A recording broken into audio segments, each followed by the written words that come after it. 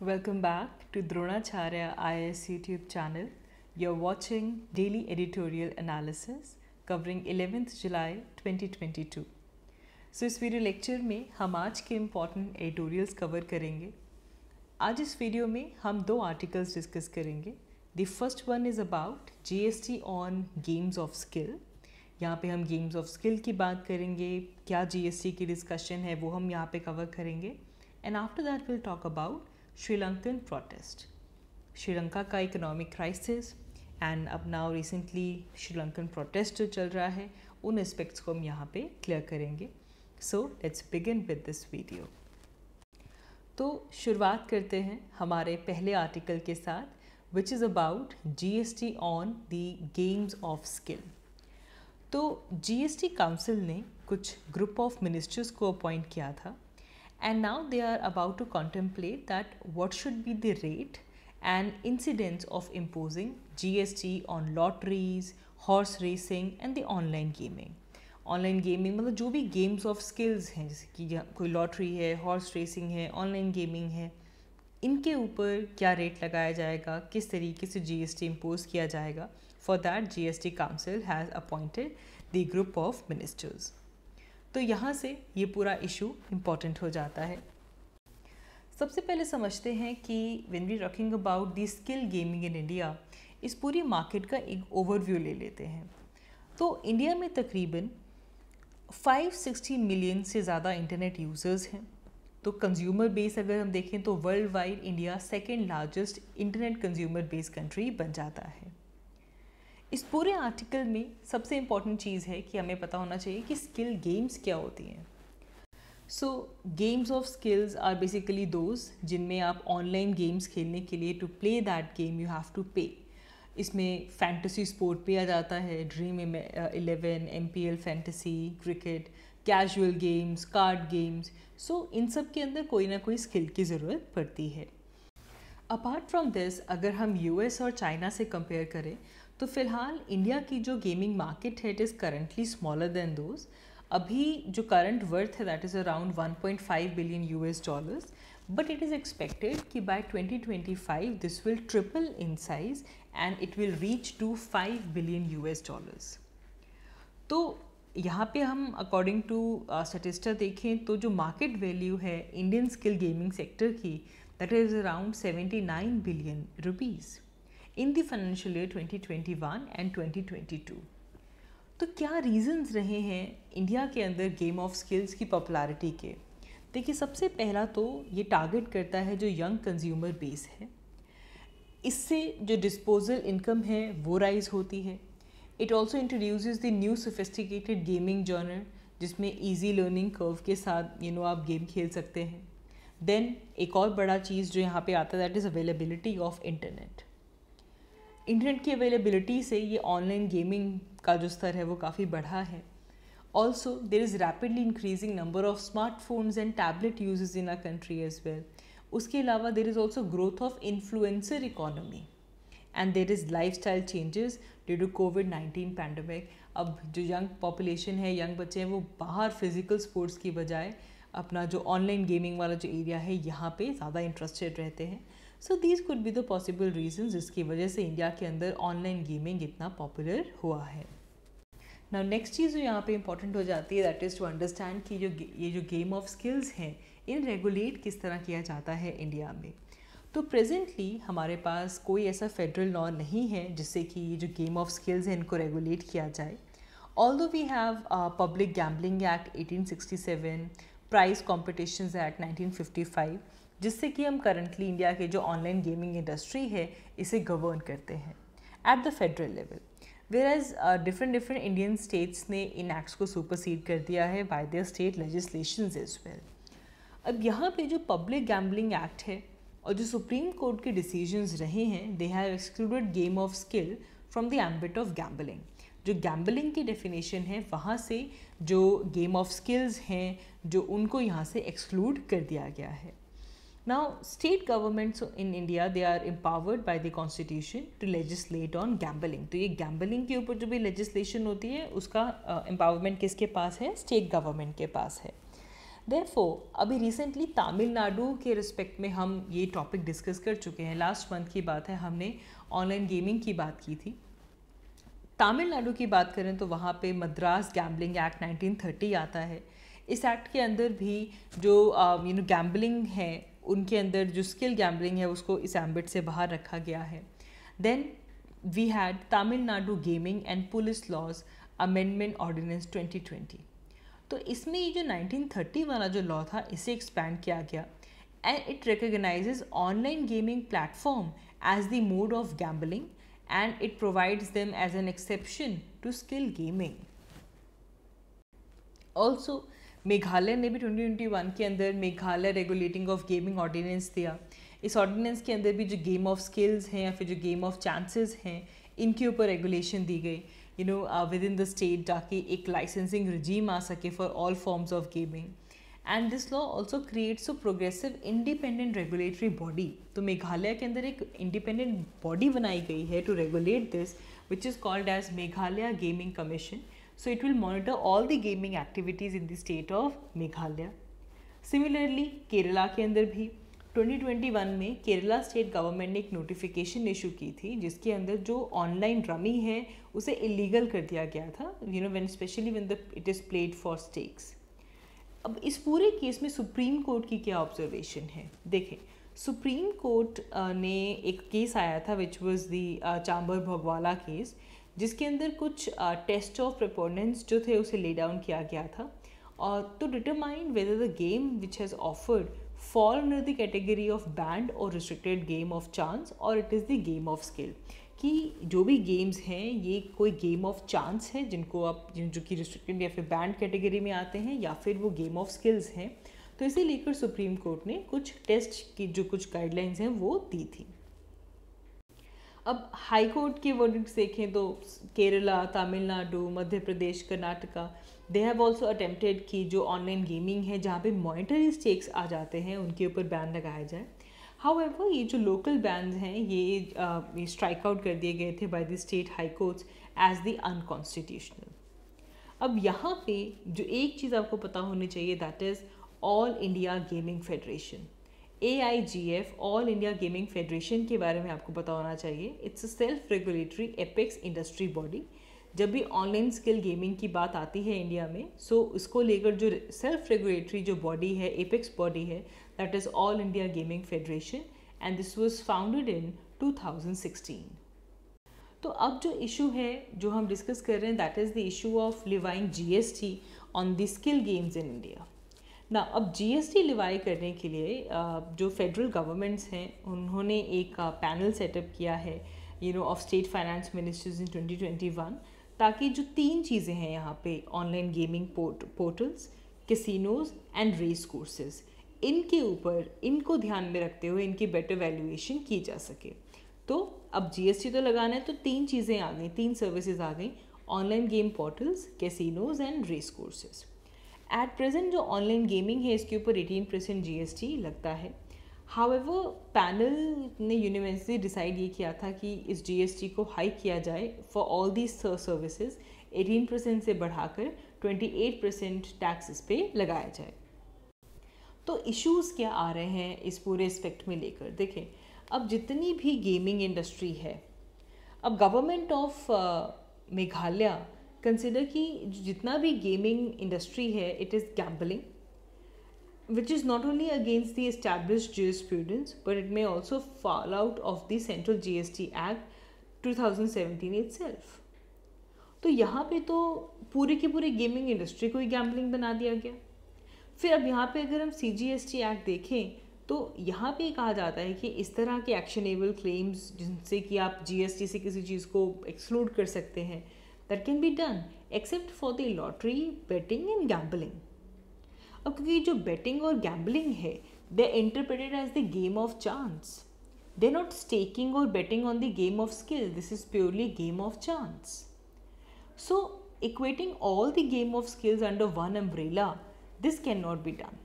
अब game of skills और जितनी भी गेम्स हैं उनको आप एक ही अम्ब्रेला के अंदर इक्वेट नहीं कर सकते। नाउ सी, अगर आप हॉर्स रेसिंग के ऊपर स्टेक लगा रहे हैं through a tote, it is facilitated by a race club जो कि एक नॉन प्रॉफिट एंटिटी है। which basically rely on commission to fund the horses, the jockeys, breeders, livestock, amongst other. So this was the case of this. इसे हमें future में और follow करना होगा. Moving ahead, next we have is Sri Lankan protest.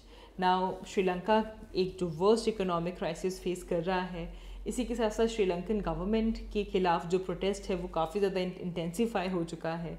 Recent news अगर आपने follow की होगी, यू वुड हैव सीन कि कितने नंबर ऑफ डेमोन्स्ट्रेटर्स ने प्रेसिडेंशियल ऑफिशियल जो रेजिडेंस है, उनके जो सेक्रेटरी है, वहाँ पे they stormed out. So the Sri Lanka's protest is going on a lot. तो थोड़ा सा इस पूरी चीज़ को एनालाइज करते हैं. एक और चीज़ यहाँ पे नोट करनी होगी, श्रीलंका की जो पार्टीज़ हैं, they have agreed that they will form an all party interim government, especially after the President Gotabaya Rajapaksa anticipated his resignation. तो यहाँ पे श्रीलंकन क्राइसिस की अगर हम सीरियसनेस देखें, गवर्नमेंट ओज अराउंड $51 बिलियन. ये लोन है, and along with that they are unable to pay the interest payment on this loan. Political corruption एक बड़ी प्रॉब्लम है. इसने श्रीलंका की जो वेल्थ है उसे तो स्क्वाडर किया ही किया है, बट श्रीलंका इस फाइनेंशियल रेस्क्यू से जो बाहर निकल सकता था, इसे भी कॉम्प्लिकेट कर दिया है. श्रीलंका की इकोनॉमी डिपेंड करती है टूरिज़्म के ऊपर. Tourism is the important engine of economic growth for Sri Lanka. लेकिन पेंडेमिक की वजह से, उसके बाद 2019 में जो टेरर अटैक्स जो श्रीलंका में हुए थे, उसकी कंसर्न और सेफ्टी की वजह से टूरिज़्म बहुत ज़्यादा कम हो गया. श्रीलंका की जो करेंसी है, इट हैज़ कोलैप्स्ड बाय 80%. तो अब इससे क्या होगा, करेंसी अगर डाउन हो गई तो जो इम्पोर्ट हैं वो बहुत एक्सपेंसिव हो गए. इससे इन्फ्लेशन आउट ऑफ कंट्रोल थी, वो और भी ज़्यादा वर्सन अप हो गई. वहाँ पे जो फूड प्राइसेस हैं, they have increased for about 57%. It crippled by the acute shortage of foreign exchange, क्योंकि अब डॉलर आ नहीं रहे, टूरिज़्म बंद हो गया. लेकिन क्योंकि श्रीलंकन रुपी गिर गया, जो एक्सपोर्ट्स हैं वो ज़्यादा हैं, तो यहाँ पे फॉरेन एक्सचेंज का क्राइसिस हो गया. So now Sri Lanka is having struggle to pay for their essential imports as well, जैसे कि fuel and some other essentials. Sri Lanka में फूड और इलेक्ट्रिसिटी शॉर्टेज है. Sri Lanka is struggling with that, and now therefore Sri Lanka is seeking help from the neighbors. थोड़ा और अगर देखें major causes क्या रहे हैं, देखें इस पूरे क्राइसिस की जो रूट है वो अभी बिल्कुल रिसेंट नहीं है. It goes back to several decades, because there was this economic mismanagement by successive governments. हर एक आने वाली गवर्नमेंट से जो इकोनॉमिक मिसमैनेजमेंट हुई है, इससे जो ट्विन डेफिसिट है वो क्रिएट होता रहा और सस्टेन होता रहा, एंड एक बहुत बड़ा शॉर्टफॉल क्रिएट हो गया on the current account deficit side. अब जो करंट क्राइसिस है वो और इंक्रीज हो गया because of some deep tax cut जो कि राजपक्षा ने अपने 2019 इलेक्शंस के अंदर प्रॉमिस किए थे, and he was enacted before covid pandemic. तो इसने पूरी तरीके से श्रीलंका की इकोनॉमी को वाइप आउट कर दिया. श्रीलंका का जो टूरिज्म इंडस्ट्री था, जो फॉरेन वर्कर रेमिटेंसेस थे, they were completely sapped because of pandemic. जो क्रेडिट रेटिंग एजेंसीज हैं, उन्होंने श्रीलंका को डाउनग्रेड कर दिया है, and this kind of effectively locked out the international capital market for Sri Lanka. और एक और चीज़, राजपक्षा गवर्नमेंट ने जो सारे केमिकल फर्टिलाइजर्स के ऊपर बैन डिसाइड किया था इन 2021, इससे श्रीलंका का जो फार्म सेक्टर है वो काफ़ी इफ़ेक्ट हुआ, and it triggered the critical rice crop, and काफ़ी बड़ा ड्रॉप राइस क्रॉप में देखने के लिए मिला. अब इंडिया श्रीलंका को असिस्ट कर रहा है इस क्राइसिस के अंदर. जो प्रेजेंट इकोनॉमिक क्राइसिस श्रीलंका का है, उसमें इंडिया एक इमीडिएट रिलीफ के तौर पे श्रीलंका के साथ खड़ा है. इंडिया की मीडिया रेगुलरली इस क्राइसिस को कवर कर रही है ताकि एक बेटर अंडरस्टैंडिंग आ सके, and now it has created this sense of empathy in India about the plight of Sri Lanka. अब इंडिया का जो हमारी पॉलिसी है नेबरहुड फर्स्ट, हमने इस नेबरहुड फर्स्ट पॉलिसी के तहत श्रीलंका को सपोर्ट किया in the form of aid. Close to $3.5 billion aid Sri Lanka को दी गई ताकि श्रीलंका की फूड, हेल्थ और एनर्जी सिक्योरिटी जो है वो मेंटेन हो सके। जो एसेंशियल आइटम्स हैं, फूड, मेडिसिन, फ्यूल, केरोसिन, वो वहाँ पे अवेलेबल हो पाए। अब जो लेटेस्ट सीरीज़ जो चल रही है, जो आर्ग्यूमेंट चल रहा है between the government of Sri Lanka and the Export-Import Bank of India, that is for $55 million as a short line of credit।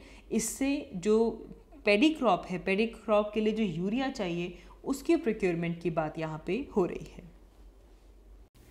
India ने ऑलरेडी एक और consignment of 40,000 metric tons of diesel जो है वो श्रीलंका को दिया है ताकि वहाँ पे जो एक्यूट फ्यूल क्राइसिस है, जो फ्यूल शॉर्टेज है, वो सॉल्व हो सके। एंड लगातार श्रीलंका जो इस वर्स्ट इकोनॉमिक क्राइसिस के अंदर ग्रैबल अप होता जा रहा है, उन्हें एक सपोर्ट मिले। इसी के साथ साथ इंडिया ने $500 मिलियन का एक एडिशनल क्रेडिट लाइन भी श्रीलंका को दिया था लास्ट मंथ, ताकि श्रीलंका जो फ्यूल है उसे इंपोर्ट कर सके। एंड क्योंकि श्रीलंका अपने फॉरेन एक्सचेंज रिजर्व्स की वजह से इंपोर्ट्स के लिए पेमेंट ही नहीं कर पा रहा। श्रीलंका की जो करेंसी है वो काफ़ी डिवैल्यूएट हो चुकी है एंड इन्फ्लेशन काफ़ी ज़्यादा बढ़ चुकी है। Also, more than 25 tons of drugs and medical supplies were also donated by government and people of India during the last 2 months, जिसकी अगर हम वैल्यू देखें तो श्रीलंकन रुपये के हिसाब से it goes to 370 million. But there are some concerns, there are some challenges. अब कुछ सेक्शंस ऐसे हैं सिन्हालीज के जिनका ये व्यू है कि India is a threat to Sri Lanka. अब ये जो परसेप्शन है, this can be traced from the history. Because Sri Lanka was invaded by rulers of South India and they humbled the Sinhalas kings. So इस manner के अंदर अगर हम देखें, राजपक्षा की रिजीम ने यूनिलैटरली 2021 के अंदर जो ट्राईपार्टाइट एग्रीमेंट था जो कि 2019 के अंदर साइन हुआ था, उसे यूनिलैटरली स्क्रैप कर दिया था। इंडिया के साथ और जापान के साथ जो development of Colombo east container terminal था उसे भी स्क्रैप डाउन कर दिया था। तो ये कहीं ना कहीं एक रिफ्लेक्शन शो कर रहा था कि एक हिस्टोरिकल बैगेज श्रीलंका कैरी कर रहा है। जो ऑफिशियल रीजंस थे वो कुछ और दिए गए। They were opposition from the workers union. There is another project which has to be done there with the collaboration between NTPC limited and Ceylon electricity board, वो भी कैंसिल किया गया just when the bids were floated for the coal fire 500 megawatt project in Sampur which is in the eastern province. Even environmental clearances भी यहाँ पे ले ली गई थी। तो ये कुछ ऐसे पॉइंट्स हैं जो कि कंसर्न शो करते हैं, चैलेंजेस शो करते हैं between India and Sri Lanka on these points. So future prospects अगर हम यहाँ पे देखें, श्रीलंका को अपनी जो एक्सपोर्ट बास्केट है उसे एक्सपैंड करना होगा। उनके जो कुछ हैंडफुल प्रोडक्ट्स हैं उनके ऊपर रिलाई नहीं कर सकते because they're susceptible for global price shocks as well. So Sri Lanka need to expand their basket of exports. इसी के साथ साथ there is urgency of policy intervention, ताकि ये जो अनमैनेजेबल लेवल ऑफ जो डेट है, जो डेट सर्विसेज हैं, इनको एड्रेस किया जाए। जो फिजिकल डेफिसिट है वो रिड्यूस हो, जो एक्सटर्नल स्टेबिलिटी है वो रिस्टोर हो, एंड जो एक वल्नरेबल सिटीजनरी इम्पैक्ट्स आ चुके हैं इनको रिमूव किया जा सके।